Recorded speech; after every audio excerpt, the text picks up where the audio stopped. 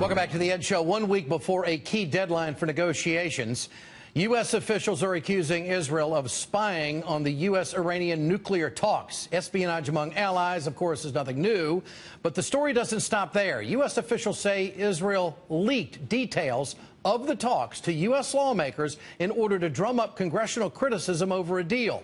An unnamed senior official told the Wall Street Journal why this angered the administration. It's one thing for the United States and Israel to spy on each other. It's another thing for Israel to steal U.S. secrets, play them back to U.S. legislators to undermine U.S. diplomacy. House Speaker John Boehner knows a thing or two about undermining the president, but insists that he knows nothing about this report. I was shocked by the fact that there were reports in this press article that information was being passed on from the Israelis to members of Congress. I'm not aware of that at all. Would it have been inappropriate if they did? I'm not sure what the information was, but I'm baffled by it. Baffled by it, but is he going to investigate?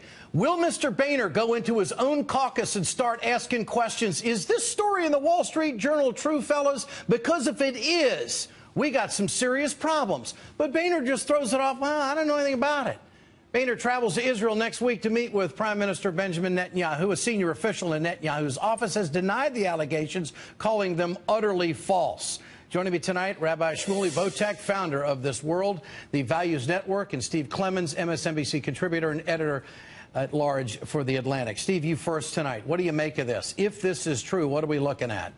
Well, nations spy on each other, but as you said right away, if Israel was trying to peel off American legislators with this information to sort of work against the interests of the White House, and the White House kind of clarifying what America's national strategic interests are, this is a huge story, and it will be interesting to see if John Boehner keeps that trip next week or, decides he's got, some other stuff to do. But it's a very serious issue, not the spying part. The spying issue helps remind people that Israel and the United States are each sovereign nations with divergent interests that sometimes overlap and are, in fact, have a lot of common interests, but they're not always on the same page. But peeling off legislators is a real dangerous and provocative act, if this is true. Well, doesn't this deserve some type of Justice Department inquiry?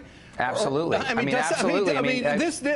We're talking about national security here. Now, when I turn to Rabbi Shmuley, he's going to say there's no way we should do a deal with the Iranians. Okay. All right. And I respect that. I understand his opinion. But if that's the case, it must be some pretty heavy stuff they're talking about when it comes to nukes. So why in the world would we not be curious about how this information floats around to inject a political process into the negotiations? I think now that Adam Entis, who's the Wall Street Journal writer who wrote this, and I think he's standing by his story. He's interviewed lots of diplomats, and I think people on the Hill, probably in some of these offices, actually shared with Adam what they were concerned about. And so I think that you may see this get some legs, and we'll see what the Justice Department does at some level. My other hunch is the White House has known this all along, and that they themselves didn't move on it because they were, not only do we now have the spying story, but of course we had the other side that with the intelligence we were giving the Israelis, they were leaking that to their own journalists, and that was one of the reasons why they were formally cut off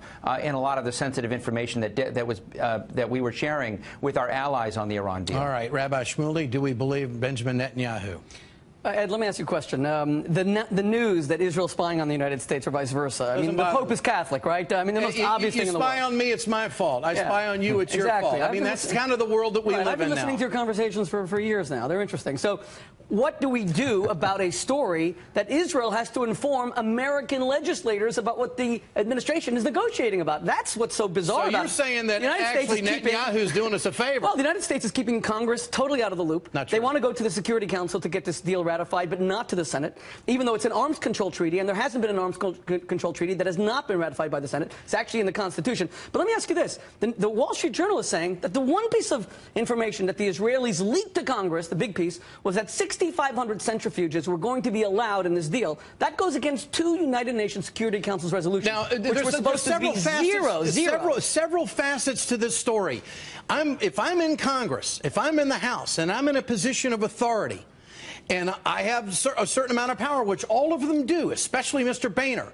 If this information comes to my desk, you know what I'm doing? I'm calling the White House because I'm an American citizen, I'm loyal to this country, and I do believe that the office of the presidency deserves the respect, and the country deserves the loyalty to the office, no matter who the president is, to know exactly what I know, what's coming across. My question is, if this is true, this is treason on the part of American lawmakers not to inform the White House this is going on. That's just my take. You know, I feel your passion, and I wish that the President of the United States felt as passionate and the same righteous indignation for Ayatollah Khamenei saying on Saturday, death to America. I understand the kill all the Jews, destroy Israel. I understand. We're kind of sick of this stuff. I understand. We feel as passionate. I understand the passionate of the right wing if this was Nancy Pelosi and the Democrats were in charge. The United States and Israel are at an existential threat from an Iranian nuclear program, and the administration is negotiating a deal which involves surrender, appeasement, and capitulation, giving them a weapons-grade, industrial-sized nuclear program. Israel shouldn't have to So your position is that the Israelis have done us a favor by spying on us. My position is that it's the deal which is the deal, not the. All right, let's go to Steve. Steve, your thoughts. This is compromising potentially the loyalty of these members of Congress in a way that we can't just shrug off. I mean, that's just absolutely what this is about. It's compromising their loyalty. The notion that the administration has not kept the Congress informed is ridiculous. Both the Armed Services Committees and the Intelligence Committees in both the House and the Senate have been regularly informed in classified briefings what the context of these negotiations are. What about just that? As many what about that, Rabbi? Steve, that's true. Why didn't Boehner yawn? Why didn't all the legislators fall asleep when the Israelis revealed these secrets that they have been told about? Because they want the president to fail. Because they want the president to fail. Steve says on the one hand, you know, this could be treason. On the other hand, they all knew this all along. I mean, which is it? Steve, which is it? Well, I think right now the Israelis spying on us and passing on information that is classified, that they got through spying and secrets, causes a challenge of complicity for those members of Congress for not speaking up, not sharing this, and saying, with regardless, look, I know John McCain, I know these people, they are hyper cautious of sharing anything publicly that they know is classified. It's not something to shrug off. And they're Israel all concerned about Hillary Clinton's emails. They're all concerned about Hillary Clinton's emails. I mean, Hillary might have just put something out there that was just so damaging. You know what's damaging? What's damaging is when you lose loyalty. That's what's damaging.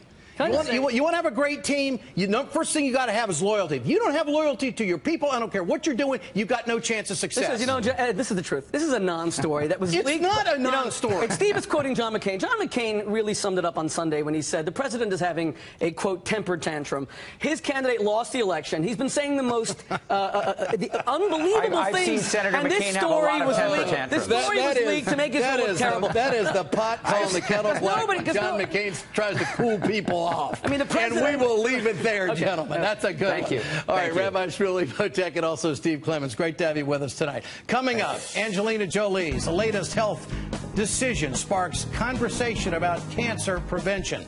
And later, what you don't know about candidate Ted Cruz. We're right back. Stay with us.